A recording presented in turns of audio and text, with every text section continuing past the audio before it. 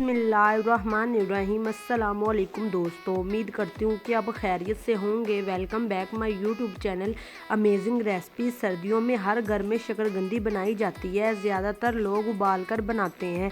आज मैं आपको जिस तरीके से बनाना सिखा रही हूँ ये बहुत ही मज़े की और बिल्कुल इस तरह लगती है बाज़ार से ठेलों से ख़रीदी हुई है। बहुत ही सॉफ्ट और बहुत ही मज़ेदार बनती है। तो चलिए आए देखते हैं कैसे बनती है। इसके लिए मैंने 4 से 5 शकरकंदी ली है। इसको मैंने बहुत ही अच्छे तरीके से रगड़ कर धो लिया था ताकि सारी मिट्टी निकल जाए। अब इस पे मैं हल्का सा ऑयल लगाऊंगी, बिल्कुल हल्का हल्का सा। अगर आप चाहे ब्रश की भी मदद से भी लगा सकते हैं, चमची की भी मदद से लगा सकते हैं, हाथों की भी मदद से लगा सकते हैं। बिल्कुल हल्का हल्का सा लगाना है। अच्छी तरह से ऑयल लगा लेंगे। जब अच्छी तरह ऑयल लग जाएगा तो फिर इसको तवे पे रख देंगे, जिस पर हम परांठे वगैरह बनाते हैं, लोहे के तवे के ऊपर।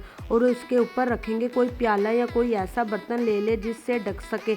इसको ढकने के बाद हम इसको बिल्कुल लो फ्लेम पर पकने देंगे तकरीबन 15 मिनट के लिए। इसको ढकने की वजह इसके अंदर बहुत ही अच्छी स्टीम पैदा होती है, जिसकी वजह से शकरकंदी बहुत जल्दी तैयार हो जाती है। और इसको ऑयल लगाने की वजह यह है ऊपर से बहुत ही अच्छी क्रिस्पी बनती है। बीच में आपने 7 से 8 मिनट के बाद चेक करेंगे थोड़ा सा और इसे पलट देंगे, दूसरी तरफ से पक जाए। छुरी की नोक की मदद से चेक कर लें ये पक गई है कि नहीं। अगर पक गई है तो इसे निकाल लें, बिल्कुल रेडी है।